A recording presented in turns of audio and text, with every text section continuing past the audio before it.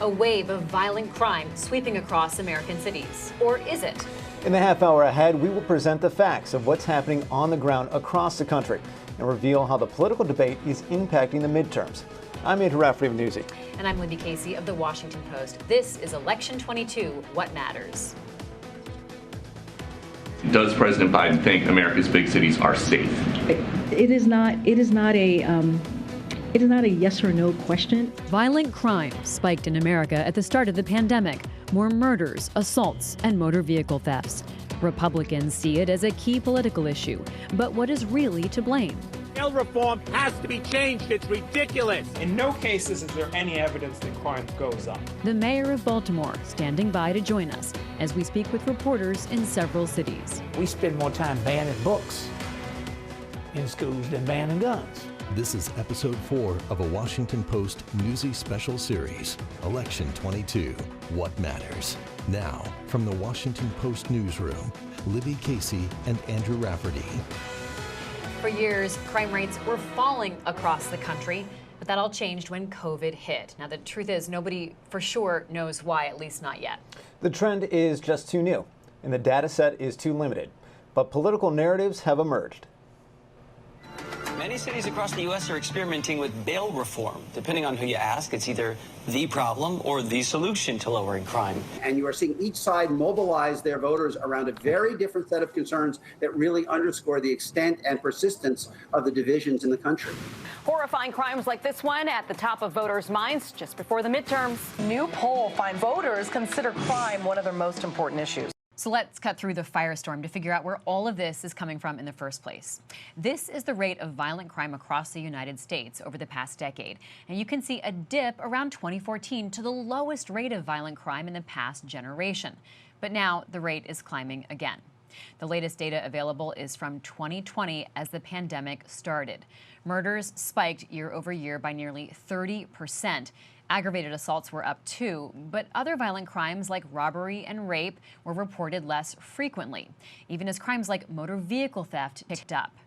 The trend is inspiring a fierce political debate in communities big and small, and that includes Milwaukee, where nearly 40% of people now say they worry about safety. Newsy reporter Jamal Andress is there. Percy Walker has been cutting hair in Milwaukee for 25 years, and he says neighborhood violence has always been part of the equation. And where we was at, the crime was high, parking was terrible, the business sanitation was bad. We had a slumlord. Since opening his own shop a decade ago, he says things had been getting better, but that shifted in the pandemic. It's a lot of people in this city, man, that's angry. About what? I don't know. But I mean angry to where they killing kids, and women getting killed like a high rate. More people are dying in Milwaukee. The city's homicide rate increased at a record pace for the past 2 years, a 96% jump in 2020 and a 2% jump in 2021. And with 3 months still to go this year, more than 170 people have been killed, matching last year's pace. This uptick in violence has become the first line of attack for the Wisconsin GOP in 2 of the most closely watched races in the country, and for good reason. According to a Marquette University poll, at least 88% of Wisconsin voters are somewhat concerned about crime. Wisconsin Senate incumbent Ron Johnson is attacking his Democratic opponent Mandela Barnes, calling him soft on crime and anti-police. Barnes calls that a lie, pledging to fully fund police departments. And Democratic Governor Tony Evers has taken flack from Republican opponent Tim Michels for his response to the social unrest in Kenosha. We see with independents, concern about crime has moved up in their list of priorities. Charles Franklin is a pollster and professor at Marquette Law School.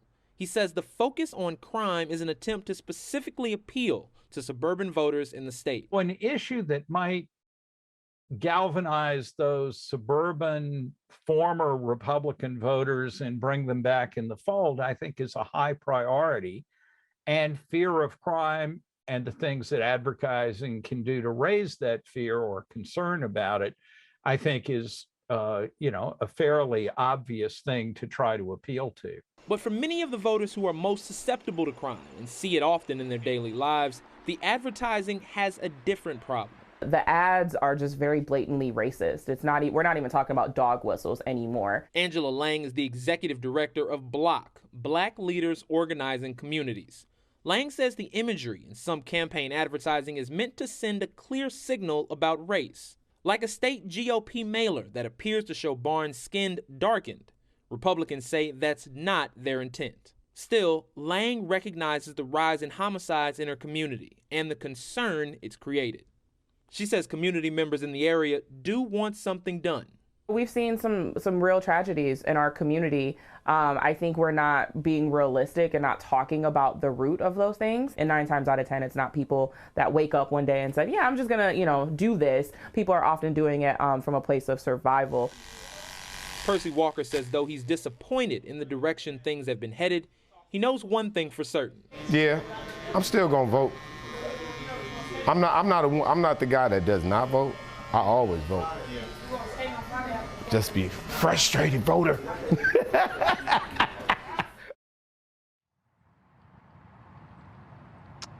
Politics aside, guys, something is clearly happening in cities like Milwaukee, especially since the pandemic. I want to underscore those numbers you heard again. 97 homicides in 2019 and 190 in 2020, and that's the pace that we're still on in 2022. So from walking around this community, you can tell this is something that everyone is feeling and wants to see changed.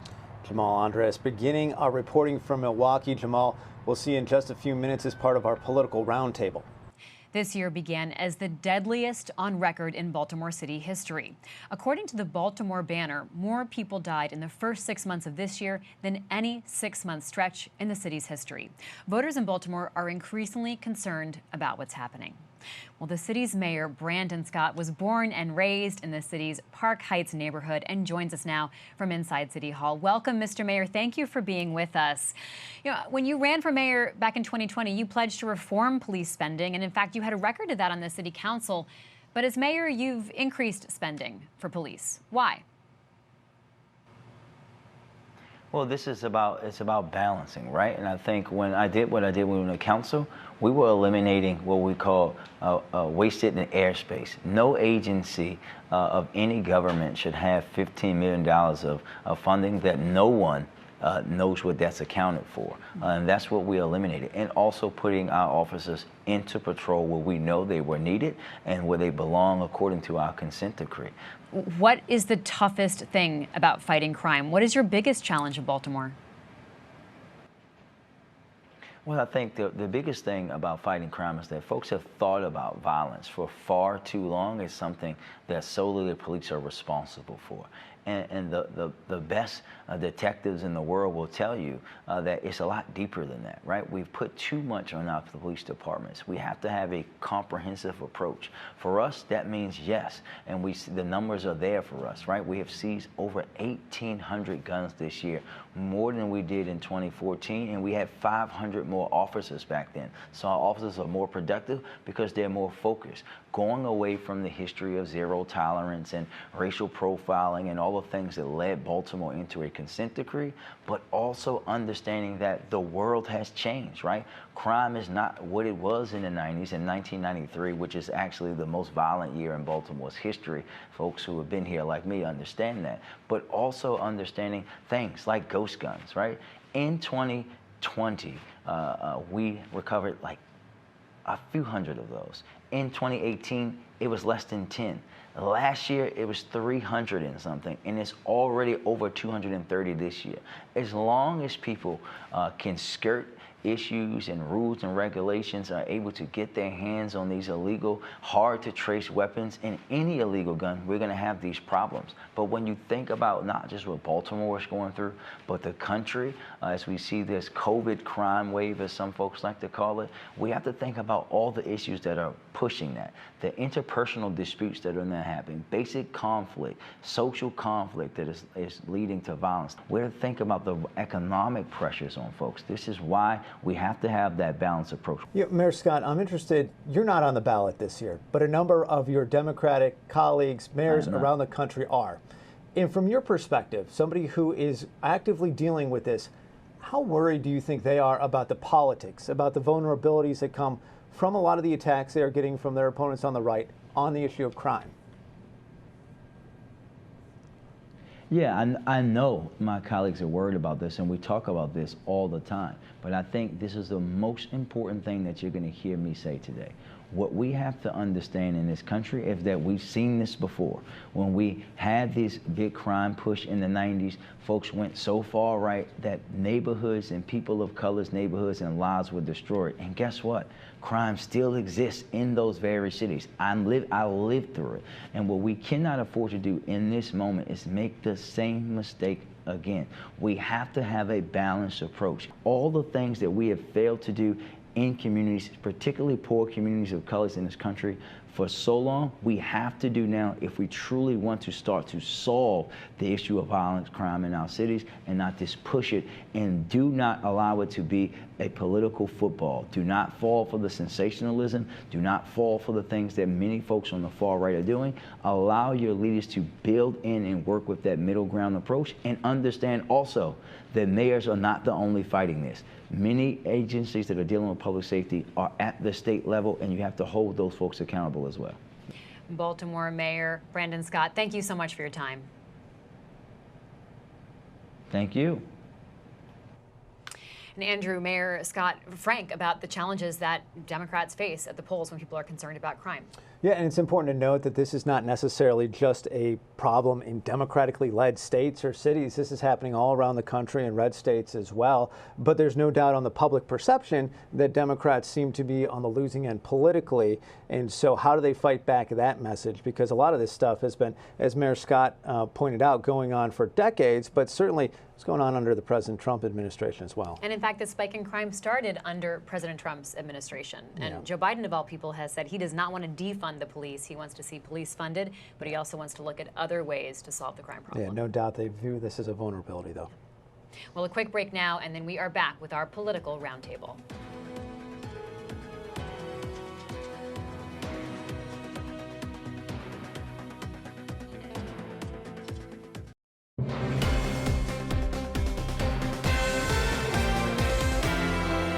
The rate of violent crime accelerated as the pandemic began in 2020.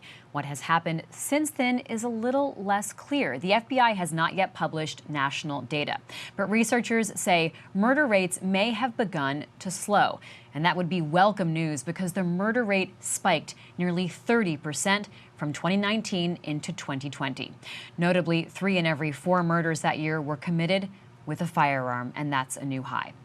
Let's go behind the numbers now with our political roundtable. With us here in Washington, Newsy political director Andrew Rafferty, Griff Witte of the Washington Post. In Milwaukee, Jamal Andress of Newsy. And in Baltimore, reporter Brittney Verner of WMAR. Jamal, let's start with you. You know, some police reform advocates are frustrated with that name, defund the police, because they want changes, not abolishment of law enforcement. Talk to us about that tension. Yeah, Libby, well, you know, you hit the nail on the head there. The idea of defund the police has really morphed in the Democratic space to abolish the police or phase them out in some way. And the idea going in for a lot of reformists was you have these large cities with very large police budgets, 20, 30, 40% of the overall budget, and taking some of that money and using it to fund social programs that could prevent violence in the future. I think a good example of how these varying causes can sort of talk past each other is a new CBS poll that essentially asked Americans, what do they want to see to prevent crime? What is the best strategy here? Only 9% said taking money away from police departments, but another 60% said they want to fund mental health programs. And for advocates who have sort of been in this space for a while, they say, where does that money come from, if not those very large police budgets? And, you know, an activist here in Milwaukee put it to me this way. She said, if we want to attack the root causes of crime, we have to stop only funding things that respond to that crime, Libby. Well, Brittney, the rate of homicides have struck a nerve in Baltimore, where you are, and that's saying something, unfortunately, because tragic murders are often in the news there. The recent list includes a 69-year-old woman killed inside of a church last year. How do the nominees for governor of Maryland differ in how they'd approach crime in Baltimore? Yeah, Libby, well, they differ vastly in their approach to how they plan to tackle crime. I'll start with Governor candidate Wes Moore, who's a Democrat. He talks about a lot on his campaign, dealing more with fixing the system and addressing crime through cooperation between city and state. He's also mentioned cooperation between improving relationships between city police and patrol and probation. And lastly, he wants to strengthen the relationships at a federal level and bring in more resources that can sort of address the issue of the guns that are on our city streets. His opponent, however, Dan Cox, who's a Republican, vastly different. He wants to approach crime by doing things like bringing back the stop and frisk program or implementation. He also talked about crime fighting tactics that were popular in the 1990s and the early 2000s, some of which were banned in Baltimore and in other places because of criticism, saying that they were racially biased and enforced unconstitutional practices. So definitely different approaches when it comes to fighting crime. Griff, let's go to you. I'm curious about how mayors are talking about policing and police reform now, because in the aftermath of the murder of George Floyd, there was really a change in tone. Now, a couple years later, have philosophies changed or the way that policing is talked about? I think there's been a real shift in emphasis. After George Floyd's murder, there was a strong focus on police reform and this idea that the police needed to change the way they do what they do. And I think what we're seeing now among mayors is this idea that you should continue to try to push the police to reform, but you also have to make sure that you fund the police and that you put some investment into crime fighting. And so I think a lot of mayors, what they're saying is that you have a both-and strategy, that you have an approach that's very aggressive in terms of holding criminals accountable and fighting crime and funding police, but you also have creative interventions in terms of perhaps using social workers in situations where ordinarily you would have sent out a police squad. And I think that's new, and that's this attempt to strike a balance. And how is that playing out in terms of the funding? Where is the money coming from for this? And also, do communities have the patience to see how some of these, how some of these investments will look in 5 or 10 years? There's always a desire for immediate solutions. Well, that's a great question. I think that, when you talk to people about what are the real roots of crime, they talk about poverty, they talk about injustice, they talk about the inequities in our society, but those are really deep issues that don't get solved overnight. You're not going to solve that problem this month or this year or even next year. That is going to take many, many years, and people are impatient. People want crime to be addressed in their community right now. And actually, with the funding that a lot of cities have received from the federal government, a lot of the pandemic relief, cities that had been very, very cash-strapped and had to make very difficult decisions in terms of what they wanted to invest in are finding that they have a little bit more latitude to try various approaches. And so you have cities that are hiring more police officers and putting more cops on the beat, but at the same time they're hiring social workers, they're hiring mental health counselors, and they're opening community centers, really working on addressing those root causes. And Andrew, the way that crime is amplified and used in politics is nothing new. Talk to us about how Democrats and Republicans are dealing with people's fears and how they're, thinking about it and using it to try to make their arguments.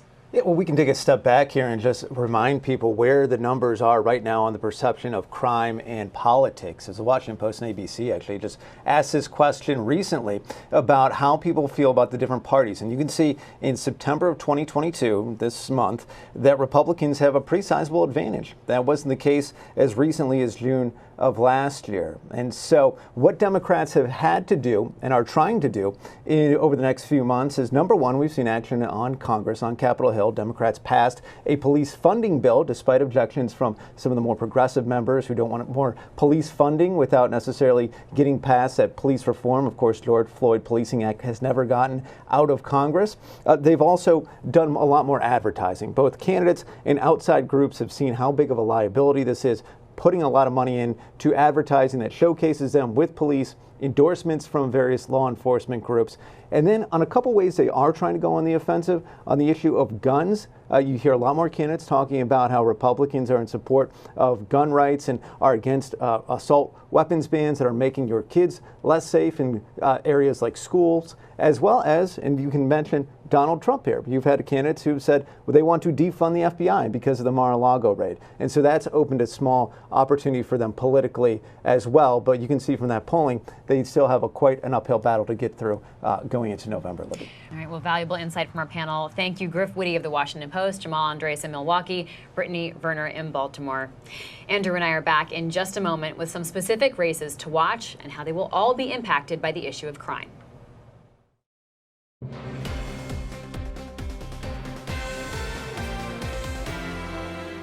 Back now in our closing moments with a look at how the issue of crime is playing out in the midterms. Andrew, I think we can all think of those famous or infamous ads, those campaign ads that over the years tap into voters' fears and sometimes even exploit racial divisions. Are you seeing that sort of campaigning this year?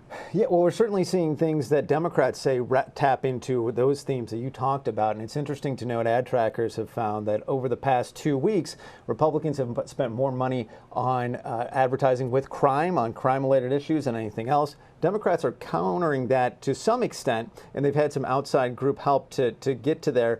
But the reality is for Republicans, they see this as kind of their counter to what we talked about last week, abortion. But there are some specific ads that have gotten a lot of attention because of sort of the racial overtones that Democrats feel are really being exploited here. We'll take one from look at one from the Senate race in Wisconsin, which we focused on today. The Democrat Mandela Barnes, an African-American, is being attacked for what happened in Waukesha, Wisconsin last year. Take a look.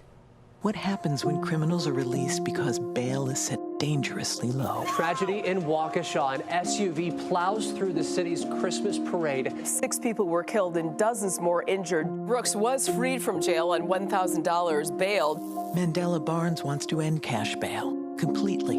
He wrote the bill. Barnes still wants to end cash bail today. Mandela Barnes, not just a Democrat, a dangerous Democrat. NRSC is responsible for the content of this advertising. So some important context there. That bill they talk about would still allow judges to keep offenders or alleged offenders in jail if they were deemed potentially violent or could pose some harm. And Mandela Barnes' campaign said this offender who's alleged to have done this would be the exact type of person who would stay in jail under it. But I have to point out that last image there of him with the squad, one members of the House, is also a dog whistle. Yes, yes. So that's gotten a lot of pickup too. And it's not just happening in Wisconsin, it's happening all over the country, in Florida. Val Demings, African-American woman who was a police chief in Florida, is being attacked by Marco Rubio for not being on the side of police. And now, Rubio, it's worth noting, has more endorsements from some law enforcement officials and has branded himself as the crime candidate. But it's certainly a trend that is playing out all across the country. It's going to require voters to do a lot of research and kind of sift through the noise because there's a lot of misinformation out there.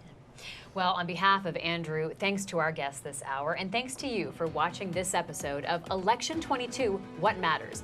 Next week, we look at immigration. As more migrants come to the U.S. border, several red state Republican governors are shipping them to blue states. How is that decision set to impact the midterms? We'll discuss. I'm Libby Casey. And I'm Andrew Rafferty. Thank you for joining us for this collaboration between the Washington Post and Newsy. We'll see you next week.